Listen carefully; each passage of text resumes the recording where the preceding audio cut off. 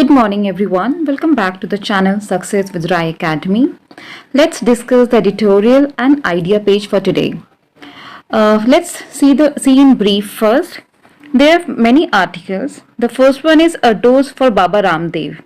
In this article, the writer Vikram Patel has spoken about Baba Ramdev, his medicine Coronil, जो कि एक immunity development medicine है। और इसमें ये डिस्कस किया गया है कि जहाँ पे एक वैक्सीन को डेवलप होने में कई साल लग जाते हैं, डिकेड्स लग जाते हैं, वहीं पे इस साल कोविड को लेके उसकी जो वैक्सीन आई है वो बहुत जल्दी आई है, उसकी क्लिनिकल ट्रायल्स बहुत फास्ट हुए। लेकिन इसी बीच बाबा रामदेव ने अपनी कोरोनिल निकाल दी। 6 महीने के कम समय में उन्होंने अपनी कोरोनिल निकाल दी और ये कहा था कि ये कोविड को हराने में बहुत कारगर है। तो इस आर्टिकल में इसी बारे में बात हुई है कि बाबा रामदेव का जो बिजनेस लाइन है वो टूथपेस्ट से लेके जीन्स तक बनाते हैं और हर वो चीज बना रहे हैं जो एक नॉर्मल इंसान को जरूरत होती है। तो इसमें ये इसी बारे में बात किया गया, तो इसमें कुछ ज्यादा नहीं है, इसलिए हम ये डिस्कस नहीं करेंगे। Next is miss administrator. इस आर्टिकल में लक्षद्वीप के बारे में बात करी गई है, वहां के मिस एडमिनिस्ट्रेशन के बारे में बात करी गई है। जैसा कि आप लोगों को पता है कि लक्षद्वीप एक आर्कीपेलागो है। आर्कीपेलागो का मतलब होता है अ ग्रुप ऑफ आइलैंड्स। तो यहाँ पे 10 छोटे छोटे आइलैंड्स हैं, उनका ग्रुप है और ये सबसे लीस्ट पॉपुलेटेड यूनियन टेरिटरी है जहाँ पे क्राइम रेट भी बहुत कम है। लेकिन यहाँ पे जो यहाँ के एडमिनिस्ट्रेटर जिनको अपॉइंट किया गया है, मिस्टर प्रफुल्ल खोड़ा पटेल, उन्होंने बहुत सारे ऐसे रूल्स लेकर आए हैं जो कि वहाँ के लोकल पॉपुलेशन को पसंद नहीं आ रहे हैं। तो इसी के बारे में इसमें बात करी गई है। Next is with utmost care. This article is very important.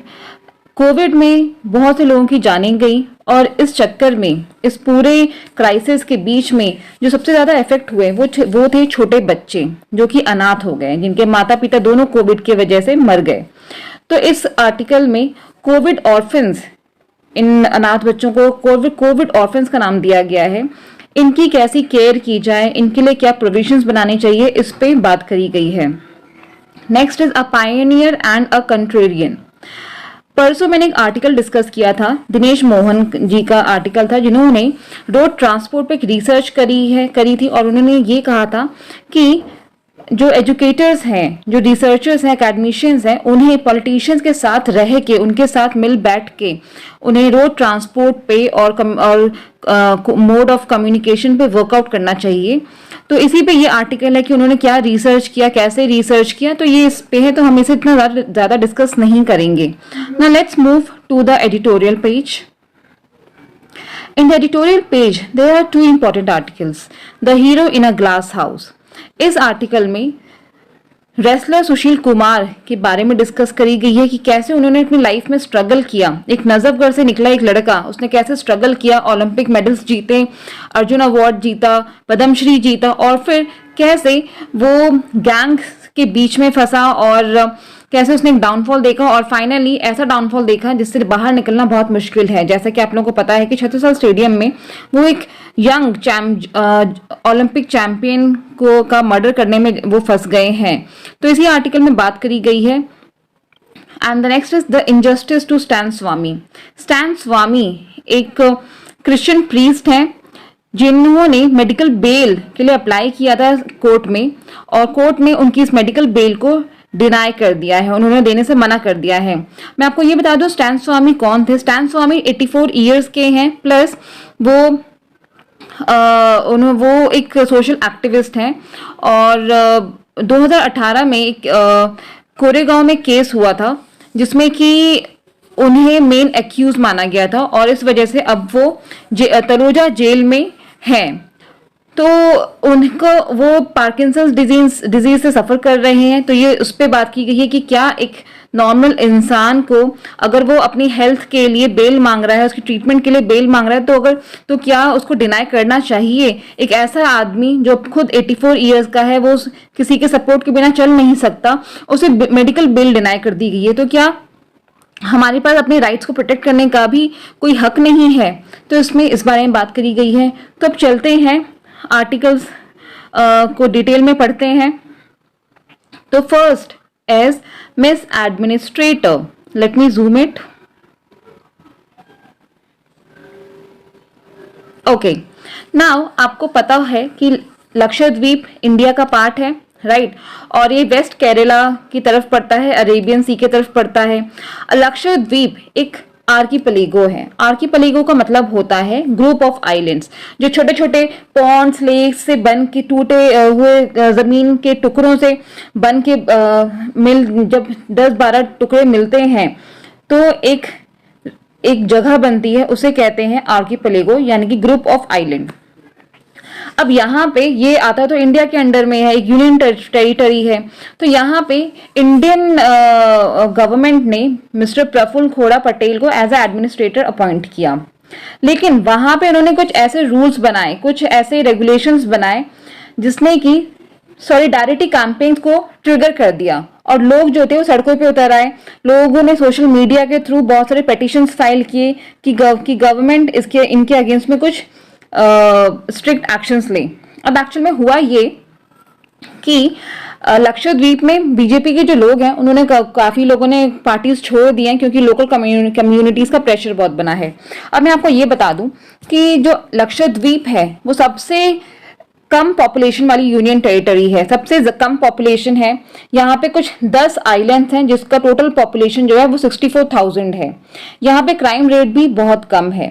लेकिन लक्षद्वीप जो है, जो चैलेंज वो फेस कर रहा है, वो पहला चैलेंज ये है कि वहां पे एजुकेशन का जो स्तर होना चाहिए वो वैसा नहीं है जैसा होना चाहिए.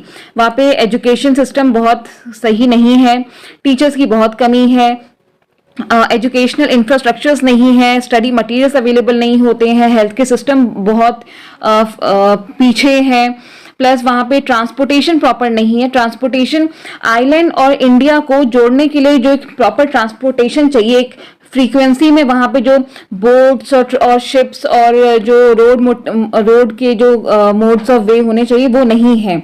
तो वो ऐसे कुछ चैलेंजेस को फेस कर रहा है. और लक्षद्वीप में सबसे ज्यादा जो पॉपुलेशन है वो मुस्लिम्स का है. लेकिन वहां पे जो एडमिनिस्ट्रेटर्स हैं, वहां पे जो गवर्नमेंट, जो पार्टी रूल कर रही है, वो इस चीज को समझ नहीं रही है. वो तो इसलिए वहां के जो लोकल जो पीपल है, उनका ये कहना है कि जो गवर्नमेंट है वो खुद ही अपने रूल्स बना रही है, खुद ही सब कुछ गवर्न करना चाहती है, without taking into notice the local people. वो लोकल लोगों से बातचीत नहीं कर रही है और अपने हिसाब से ही सब कुछ कर रही है. जैसे कि अभी मिस्टर पटेल ने अभी एक लॉ लेकर आया जहां पे उन्होंने बीफ का स्लॉटर, बीफ का सेल और बीफ का कंजम्पशन पे बैन लगा दिया है, जो कि लोगों को पसंद नहीं आया. उन्होंने कुछ यूनिलेटरल डेवलपमेंट प्लान्स बनाए. अब अगर आप किसी स्टेट में रह रहे हो, किसी स्टेट को कंट्रोल कर रहे हो, तो जरूरी ये है कि एक बायलेटरल एक डायलॉग होना चाहिए, कॉन्वर्सेशन होना चाहिए, राइट. बट वहां पे ये चीज नहीं है. गवर्नमेंट अपने रूल्स लगाए जा रही है without taking into the notice the local people. दूसरा उन्होंने जो लॉ लाया है वो ये है, लॉ है Lakshadweep prevention of anti social activities regulation. ये ऐसी जगह पे लगाया गया है जहां पे क्राइम रेट वैसे ही लो है, तो उनका ये भी मानना है कि ये इतना फ्रूटफुल है नहीं यहाँ पे. फिर अभी उन्होंने एक नया लॉ लेकर आया है LDAR, राइट. LDAR जो है वो लैंड एक्विजिशन की फंडिंग को देखता है.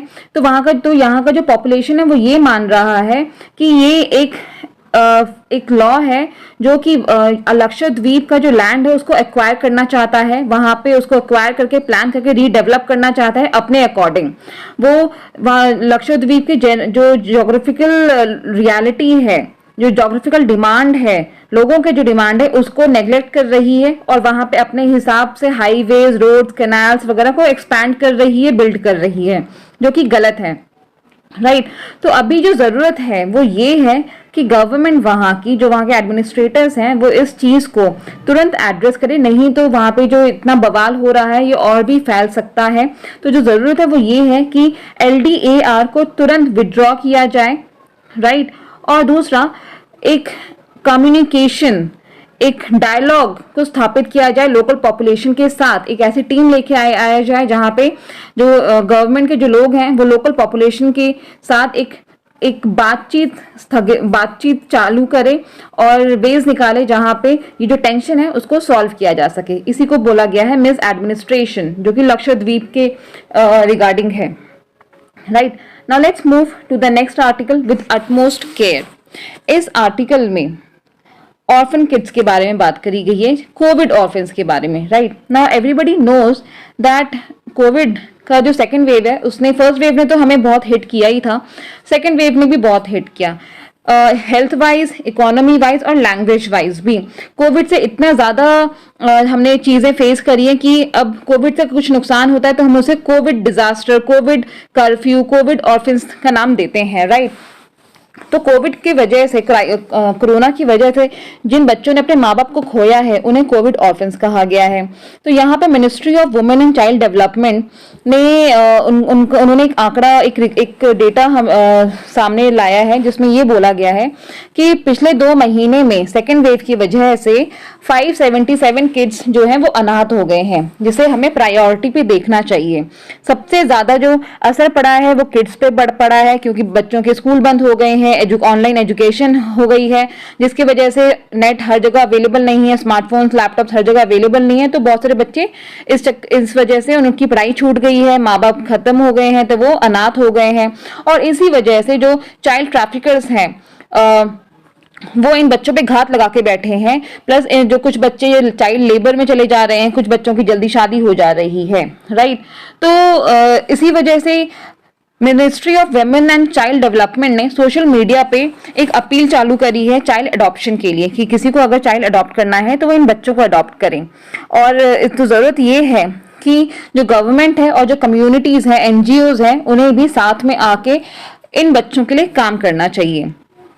अब ये भी प्रोविजन लाया गया है कि जब कोई पेशेंट कोविड की वजह से हॉस्पिटल में एडमिट होता है तो मिनिस्ट्री ऑफ हेल्थ ने ये एक पॉइंट लेकर आए कि वो एडमिशन फॉर्म जब फिल किया जाता है हॉस्पिटल में, तो उसमें उन्होंने एक पॉइंट डाला है कि इनकेस अगर गार्जियन का डेथ होता है तो उनके बच्चे की कस्टडी किसको जाएगी। राइट, और ये भी बोला गया है कि ministry of women and child development के अकॉर्डिंग जो ये ऑर्फन किड्स हैं उनके एजुकेशन का ध्यान कौन देगा, कैसे देगा, और जो फैमिलीज उनको अडॉप्ट कर रही हैं क्या उनके पास सारी फैसिलिटीज हैं। अडॉप्शन में जो प्रोसेस होता है कई बार सालों लग जाते हैं अडॉप्शन प्रोसेस कंप्लीट होने में, उसकी प्रॉपर वेरिफिकेशन होनी चाहिए, उसमें कोई कॉम्प्रोमाइज नहीं होना चाहिए। बच्चों की टाइम टू टाइम काउंसलिंग होनी चाहिए, जिससे कि जो वो उन्होंने इतना प्रेशर और इतना मेंटल स्ट्रेस झेला है वो उसे दूर कर सके। तो अभी ज़रूरत ये है कि जो कोविड ऑर्फन्स है उनका हमें बहुत ज़्यादा ध्यान देना है, उनका हमें देखना है कि कहीं वो किसी मेडिकल प्रॉब्लम तो नहीं फेस कर रहे, क्योंकि कोविड में बहुत ज़्यादा मेंटल हैरेसमेंट होता है। राइट, तो इस आर्टिकल में इस बारे में बात करी गई है। Now let's move to the idea page. The hero in a glass house. Yes, this article is about wrestler Olympic medalist Sushil Kumar.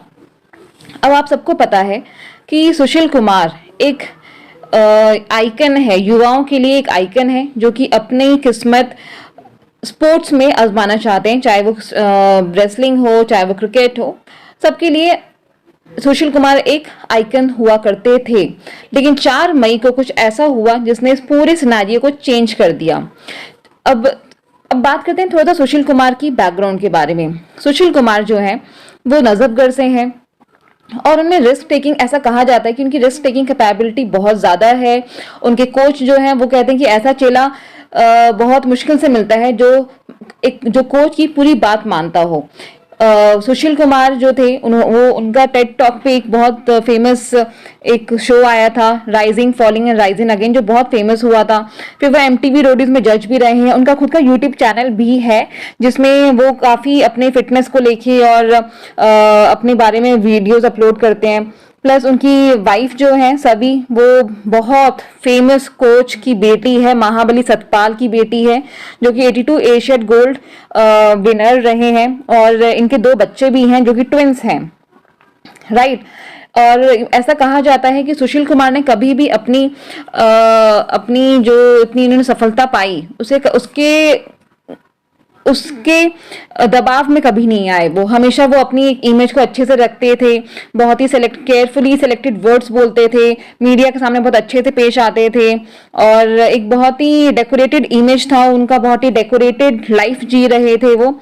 लेकिन 4 मई को कुछ ऐसा हुआ कि उन्होंने एक यंग ओलंपिक चैंपियन को छत्रसाल स्टेडियम के बेसमेंट में इतना ऐसे मारा जिससे कि उसकी डेथ हो गई और इनके अगेंस्ट एफआईआर लिखा गया। इनके अगेंस्ट में इलेक्ट्रॉनिक एविडेंस था जिसको देख के कोर्ट ने यही बोला कि he was beaten like wild animal. तो इसमें ये पता चला है कि इनके शायद से ऐसा हो सकता है कि इनका जो कनेक्शन है वो गैंग के साथ भी हो सकता है। तो इसमें यही बोला गया है कि कैसे एक ऐसा डेकोरेटेड इंसान, एक हीरो, वो कैसे डाउनफॉल उसने देखा और अब वो जेल की सलाखों के पीछे है। Right. The next article is the injustice to Stan Swamy. Now, as I said, Stan Swamy, he is 84-year-old and he is the oldest person accused of terrorism. Okay, he is suffering from Parkinson's disease. He is a Christian priest and पिछले 8 महीने से वो custody में है, वो Taloja jail में है। High court ने रिसेंटली उन्हें मेडिकल बेल उन्होंने अप्लाई किया था क्योंकि वो पार्किंसन डिजीज से सफर कर रहे हैं, बट हाई कोर्ट ने उनका जो बेल था वो डिनाई कर दिया है। ऑल्दो उन्होंने ये कहा है, कोर्ट ने ये कहा है कि आप ट्रीटमेंट ले सकते हैं, बट स्टैन स्वामी ने ट्रीटमेंट अपना जो जे हॉस्पिटल जो कि गवर्नमेंट हॉस्पिटल है वहां पे उन्होंने डिनाई कर दिया है। उन्होंने कहा कि मुझे जे हॉस्पिटल में अपना कोई इलाज नहीं करवाना है, I want to go back to Ranchi, आप मुझे बेल दीजिए, मैं रांची जाना चाहता हूँ। क्योंकि ऐसा फैक्ट्स के अकॉर्डिंग और इस आर्टिकल के अकॉर्डिंग जो तलोजा जेल है वहाँ पे सिर्फ 3 आयुर्वेदिक डॉक्टर्स हैं और वहाँ की जो जेल में जो प्रिजनर्स हैं वो 48% ज़्यादा क्राउडेड है, जितनी उसकी कैपेसिटी है उससे 48% ऑलमोस्ट 50% ज़्यादा वो क्राउडेड है। कोई वहाँ पे प्रॉपर फैसिलिटीज़ नहीं है, पानी नहीं है, प्रॉपर लाइट नहीं आता, इंफ्रास्ट्रक्चर नहीं है प्रॉपर। तो वहाँ पे इसलिए वहाँ पे जो प्रिजनर्स हैं वो बेल मांगते हैं ताकि वो वहाँ से रिहा हो सके। लेकिन स्टैन स्वामी जो कि भीमा कोरेगांव के केस जो कि 2018 में हुआ था उसमें वो इन्वॉल्व थे, इस वजह से उनको कस्टडी में लिया गया है। राइट। अब जो स्टैन स्वामी है वो एक्चुअल में he has fought for rights of tribal and Adivasi communities. वो ट्राइबल और आदिवासी कम्युनिटी के जो लोग हैं उनके राइट्स के लिए फाइट करते हैं, plus for the implementation of 5th schedule of constitution. जो 5th शेड्यूल है कॉन्स्टिट्यूशन का वो चाहते हैं कि वो इम्प्लीमेंट हो, लेकिन वो नहीं हो रहा और इसके लिए उन्होंने बहुत सारे ये जो प्रोटेस्ट होते हैं ये सब किया था, इसलिए उनको अक्यूज किया गया। राइट। जबकि जिस दिन भीमा कोरेगांव केस हुआ था उस दिन वो पुणे में नहीं थे, बट स्टिल उनको अरेस्ट किया गया, उनके साथ में कुछ और साथी थे उनको भी अरेस्ट किया गया था। तो अब हाई कोर्ट ने उनको बेल डिनाई कर दिया है। लेकिन पिछले एक हफ्ते पीछे मैंने आपके साथ एक डिस्कस किया था आर्टिकल जिसमें प्रिजनर्स के बारे में बात की गई थी। हाई कोर्ट और सुप्रीम कोर्ट में कितनी पेंडेंसीज हैं कोर्ट की केसेस की, इस पे डिस्कस किया गया था। तो यहाँ पे वहां पे ये बोला गया था कि प्रिजनर्स को अगर हमें कोविड को देखते हुए अगर हमें जेल को थोड़ा सा हमें ओवरबर्डन जो हो रहा है उसको कम करना चाहिए, इसके लिए हम हाउस अरेस्ट दे सकते हैं। लेकिन इस केस में कोर्ट ने उनको हाउस अरेस्ट भी नहीं प्रोवाइड कर रहे। तो इसमें यही बात हो रही है कि जो इंसान पार्किंसन डिजीज से सफर कर रहा है, फेस कर रहा है, जिसकी हड्डियां इतनी वीक हो चुकी हैं कि वो ना तो एक चम्मच उठा सकता है, ना वो खुद अपने सपोर्ट से बैठ सकता है, उसको चलने के लिए किसी का सपोर्ट चाहिए, वो किसी को क्या क्या नुकसान पहुंचा सकता है। इसलिए कोर्ट को उन्हें बेल दे देना चाहिए, लेकिन बेल नहीं दे रहा है कोर्ट। तो इसमें यह बोला गया है कि this is the failure to protect right of a citizen of India. तो इस आर्टिकल में यही बोला गया है, Bombay high court denial of medical bail to ailing 84-year-old priest is another example of use of anti-terror law to turn judicial process into harsh punishment.